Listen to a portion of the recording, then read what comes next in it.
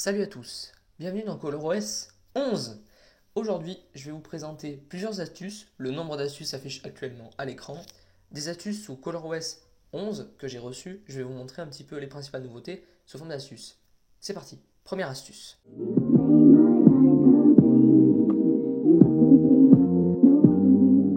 On va commencer par une astuce dans les paramètres et on va y rester énormément de temps. Dans affichage et luminosité, vous voyez que la présentation pour le mode sombre a été un peu redesignée. Mais vous avez les réglages du mode sombre.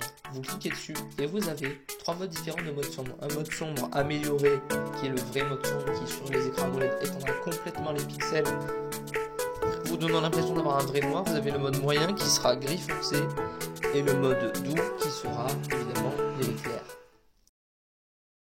Deuxième astuce qui cette fois-ci concerne toutes les applications.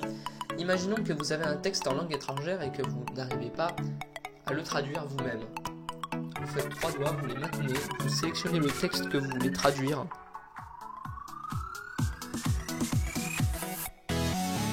Et là vous avez un petit bouton ici traduire, il va vous le traduire. Voilà, et là vous voyez, vous avez une traduction, du coup vous pouvez savoir ce qu'il dit, vous fermez et pouf, voilà, du coup vous avez compris et vous pouvez procéder à votre navigation sur la page internet. Si ça, c'est pas cool. Troisième astuce, dans la galerie. Imaginons que vous avez pris une photo. Genre par exemple, moi j'ai pris une photo avec les arbres, juste ici sur le capteur principal, et je trouve que la photo est belle. Mais en fait, je me rends compte que bon, il y a des petits éléments dans la photo qui fait que c'est pas très joli. Genre les palettes, tout ça, c'est pas très joli. Mais je veux quand même un fond d'écran avec ces couleurs-là parce que je les trouve très jolies. Et bien, vous allez sur les deux petits points dans les fonctions plus, définir comme fond d'écran. Et là vous voyez appliquer, ou alors vous pouvez appuyer juste ici. Et là ce qui va se passer, c'est que le logiciel va vous choisir les couleurs de l'image. Et avec ces couleurs il va vous proposer plusieurs fonds d'écran. Donc comme vous voyez c'est super sympa comme proposition. Voilà, vous pouvez appliquer, il vous propose un visuel, vous pouvez appliquer et ensuite voilà, vous avez un fond d'écran personnalisé avec tout simplement les couleurs de la photo que vous avez prise. Et ça, c'est très bien de la part de Oppo. Quatrième astuce, cette fois-ci, on va aller dans les services, les outils confort. On va ensuite aller dans gestes et mouvements. Et ensuite, on va activer les gestes sur l'écran éteint. Et là, vous allez avoir plusieurs choses. Vous allez avoir le double tap pour allumer l'écran. Vous allez pouvoir dessiner un 0 ou un O pour ouvrir l'appareil photo et un V pour allumer la lampe torche, et également contrôler la musique en faisant deux doigts de chaque côté. C'est vraiment très cool et vous pouvez encore ajouter des gestes. Cinquième astuce qui est très cool. Je suis sur WhatsApp et j'ai envie de photographier toute ma conversation par exemple. Ça sert à rien mais c'est pour vous montrer. Hop, trois doigts vers le bas, capture d'écran. Je descends la capture d'écran vers le bas et là je fais tout simplement un screen long. Et voilà.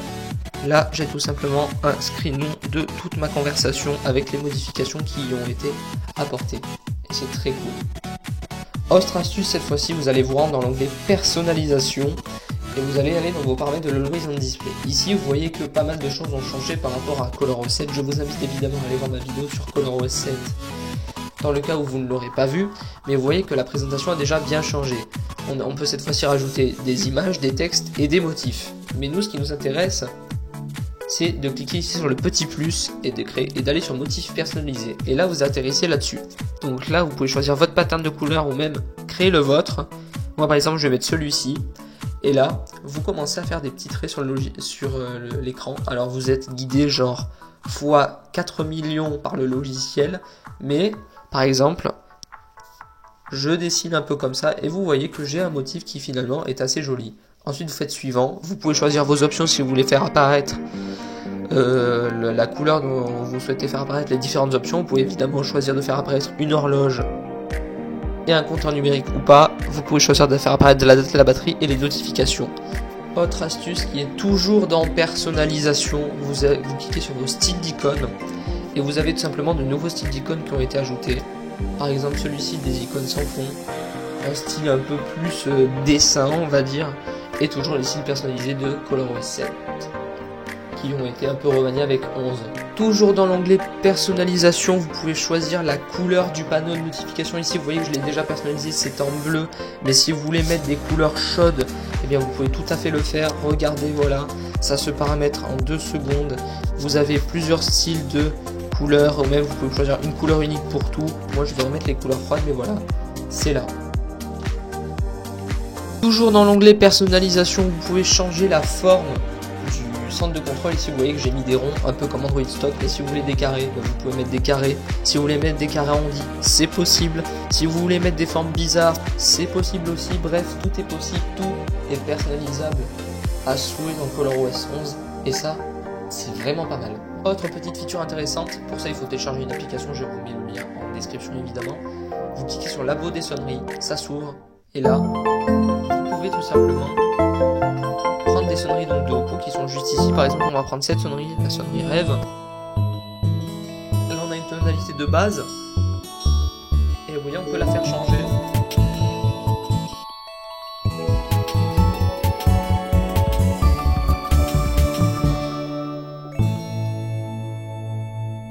Vous voyez, c'est assez sympa. Donc maintenant, imaginons que je veux générer ma sonnerie. Bah, j'appuie sur générer et pouf, voilà, ça me génère ma sonnerie. Donc ensuite, je clique dessus. Je fais définir comme sonnerie d'appel. Et du coup, voilà, ça vous définit ça comme sonnerie. Ça, c'est une petite feature extrêmement cool. On adore. Autre astuce, dans affichage luminosité, vous allez dans plus et vous pouvez régler donc votre taux de rafraîchissement. Là, je ne peux pas le régler parce que je suis en train de record, mais vous pouvez choisir le mode 90 Hz ou le mode automatique. Je vous conseille le mode automatique qui va s'adapter en fonction de ce que vous faites. Si des applications n'ont pas besoin du 90 Hz, le téléphone passe en 60 Hz, ça vous permettra d'économiser de la batterie. Et pour une expérience plus fluide, lorsqu'il pourra passer en 90 Hz, il le fera. Voilà les amis, on en a fini avec ColorOS 11. Alors comme vous l'avez vu, c'est une interface qui est hautement personnalisée avec énormément d'options, bien cachées parfois, quoique beaucoup plus facile d'accès que ColorOS 7. Et clairement, j'encourage Oppo à continuer sur cette lancée. Je leur ai déjà fait des suggestions pour ColorOS 12 en espérant qu'ils les appliqueront.